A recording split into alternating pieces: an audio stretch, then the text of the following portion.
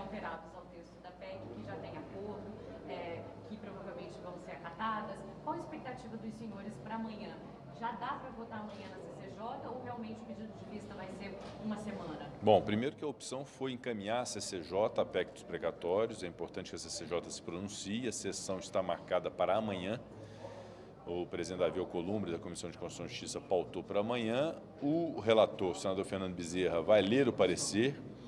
É regimental, eventualmente, um pedido de vista. Havendo pedido de vista, vai se desdobrar para a próxima sessão da Comissão de Constituição e Justiça. Apreciado pela CCJ, então nós vamos submeter ao plenário imediatamente. O senso de urgência em relação a essa questão dos precatórios é porque os precatórios precisam ser resolvidos, a forma de pagamento deles, e, ao mesmo tempo, essa questão do espaço fiscal relativamente ao Auxílio Brasil, que é um programa social que precisa ser implantado de maneira sustentável. Então, essa é a preocupação do Senado e eu acredito que a CCJ e o plenário possam se desincumbir rapidamente dessa missão. O líder falou em votar, se for o caso, né? Votar no mesmo dia, quinta-feira de manhã na CCJ, no plenário à noite, no dia 30, na quinta-feira, dia 30, isso é possível, fazendo quebra de interstício. Agora, há prazo hábil para fazer o que o governo... Dia 30, né? No mesmo dia, tentaria votar na CCJ e no plenário. Aí teriam que voltar para a Câmara, porque vários ajustes no texto estão sendo feitos.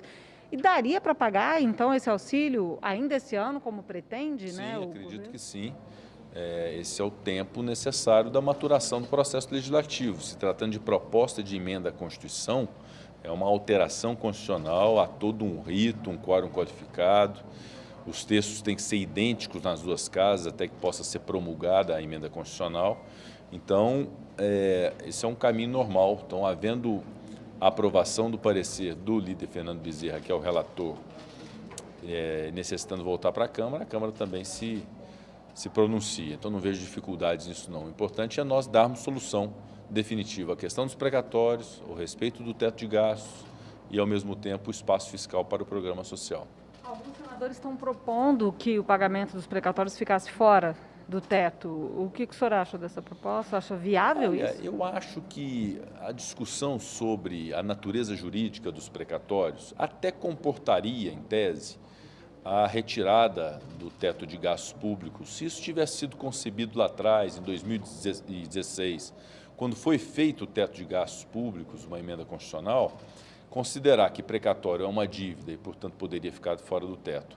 O grande problema é fazer isso agora. Nós temos uma obrigação de responsabilidade fiscal, há uma percepção dessa responsabilidade pela sociedade e pelo mercado em relação a essa responsabilidade do Congresso Nacional, de modo que qualquer iniciativa que vise retirar precatórios do teto, ou retirar um programa social do teto, pode ser algo mal interpretado, acho que não seria bom. É uma discussão que pode ser feita no futuro, eu já disse isso ontem, inclusive, é uma discussão que pode ser feita no futuro, mas nesse momento não é conveniente nós pensarmos em precatórios fora do teto de gastos públicos, porque nós temos que prezar pela responsabilidade fiscal.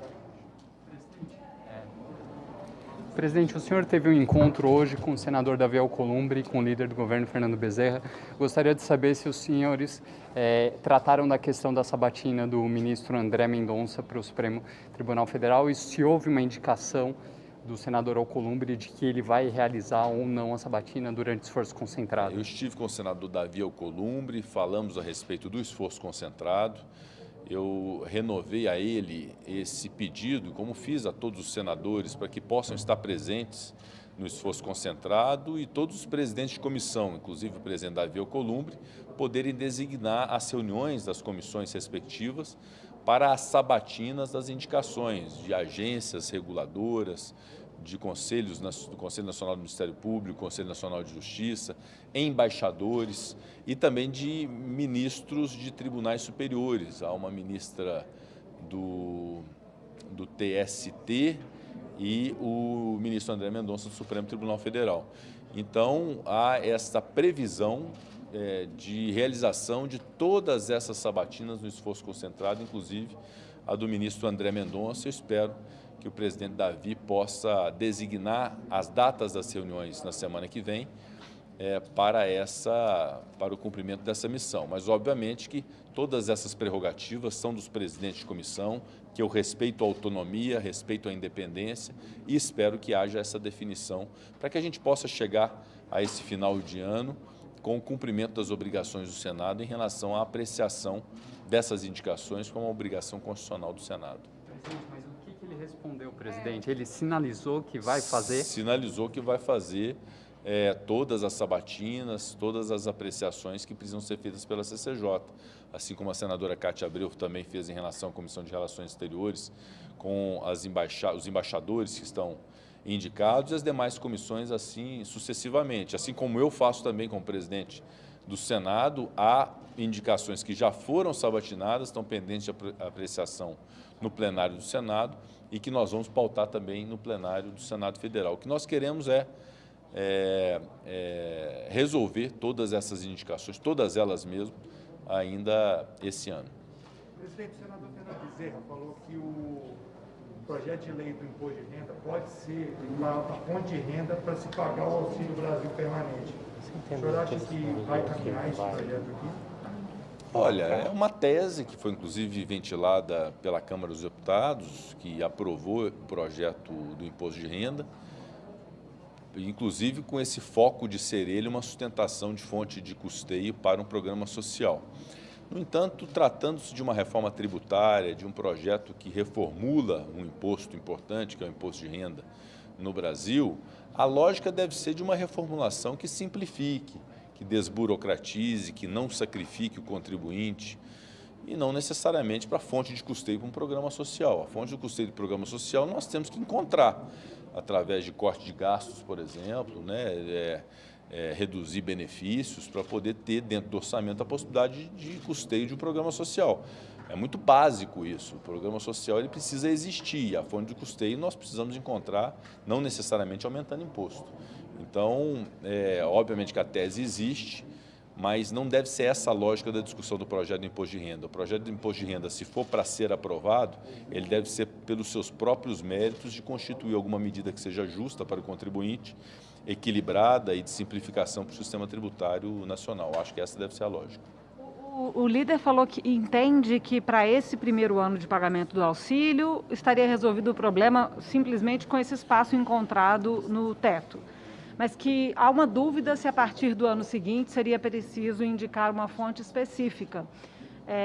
E até já a emenda propondo isso, né, que a cada ano se indique na LDO qual seria a fonte para pagar o Auxílio Brasil. O que o senhor acha sobre isso? Eu acho que nós temos que encontrar caminhos que pode ser, eventualmente, com uma reformulação tributária como essa do projeto de imposto de renda, como pode ser por outras medidas, inclusive relativamente a corte de gastos, que possam fazer com que os recursos de fonte de custeio existam para o programa social. Então, esse é um estudo que tem que ser feito. Acho que há um protagonismo que deve se preservar do Ministério da Economia, que compreende o planejamento do país. Eu ressinto muito da falta de não se ter uma independência entre fazenda e planejamento no Brasil. Eu acho que era muito importante ter o planejamento. Isso é um papel do Poder Executivo, de apresentar propostas, e nós vamos avaliar no Congresso Nacional qual é a melhor para o contribuinte brasileiro e que menos impacte, inclusive, no setor produtivo nacional. O que nós não podemos a pretexto de sustentar qualquer tipo de programa, querer aumentar imposto, porque isso não tem o menor cabimento a essa altura. Presidente, o presidente Jair Bolsonaro indicou o ministro Raimundo Carreiro para ser embaixador em Portugal. E já tem conversas aqui no Senado que haveria uma disputa para quem seria essa indicação que é de responsabilidade do Senado. Existe conversas nesse sentido? Sim, há uma indicação feita ao ministro Carreiro para a Embaixada de Portugal. Acho que foi uma excelente escolha do presidente Jair Bolsonaro, porque é uma das figuras mais extraordinárias da República, alguém muito preparado, de muito bom trato, diplomata na sua essência, né? Então, acho que foi uma boa indicação para a Embaixada de Lisboa, em Portugal, do Brasil, né? Obviamente, com essa eventual vaga aberta, caso se concretize a sabatina e aprovação do ministro Raimundo Carreiro, aí sim, com essa vaga surgida, é que haverá a possibilidade de haver candidaturas a essa vaga, né? Então, nós vamos aguardar que isso se concretize pelo processo democrático.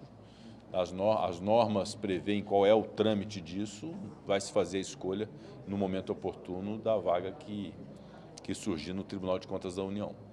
Vocês falam até de algum nome de senadores, o senhor tem conversado com algum deles, alguma coisa assim? Não há rumores em relação a candidaturas do senador Antônio Anastasia, da senadora Cátia Abreu, do senador Fernando Bezerra, há indicações nesse sentido, mas como não há nada formalizado por ninguém, até porque não é o momento oportuno, tem respeito ao ministro Raimundo Carreiro, eu acho que nós não temos que falar nisso. Um dia de cada vez, as situações vão acontecendo e é importante que se respeite cada momento. O momento agora é de uma mensagem de indicação do ministro Raimundo Carreiro que o Senado vai ter que se debruçar para poder deliberar. Então, a partir desta deliberação e dessa decisão, é que vão surgir concretamente essas ações, essas definições em relação ao Tribunal de Contas da União.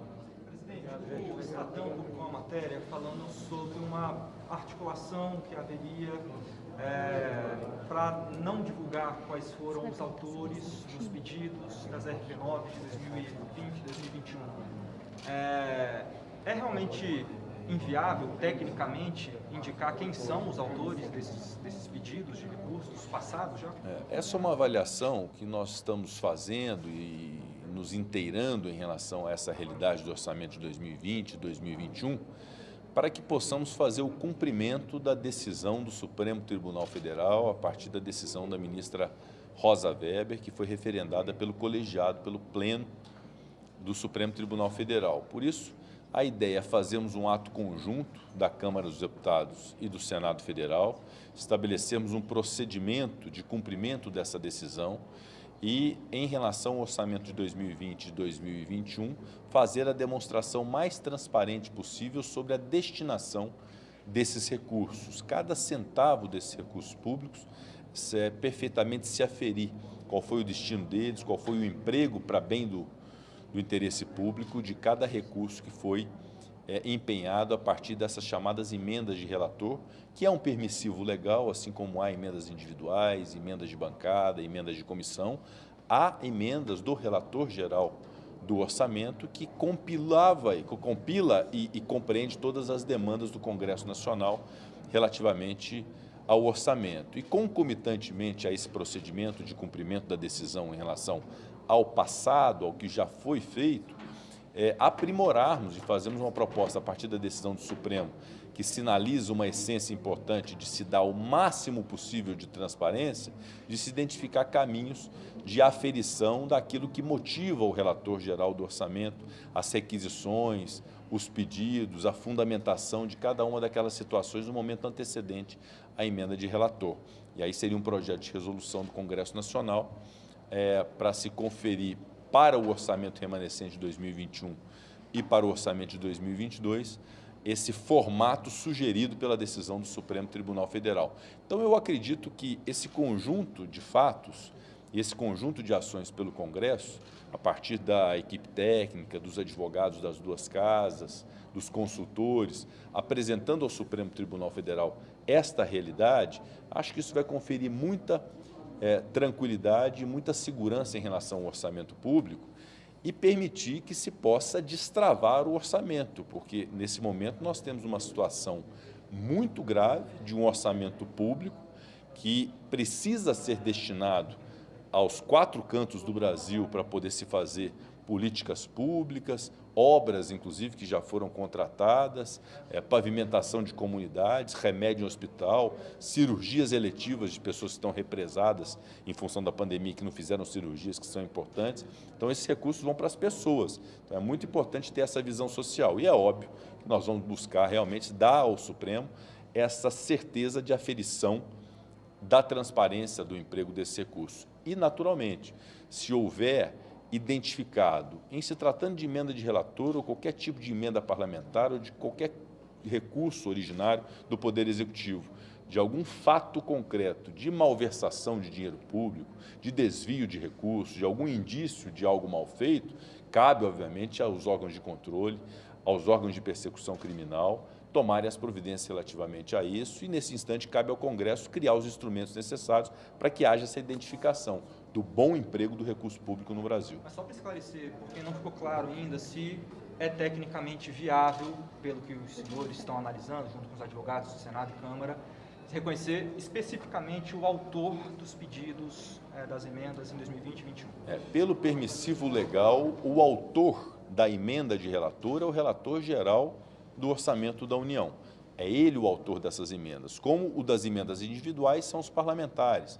As emendas de bancada são bancadas que se organizam através de um coordenador de bancada. Das comissões tem os presidentes das comissões.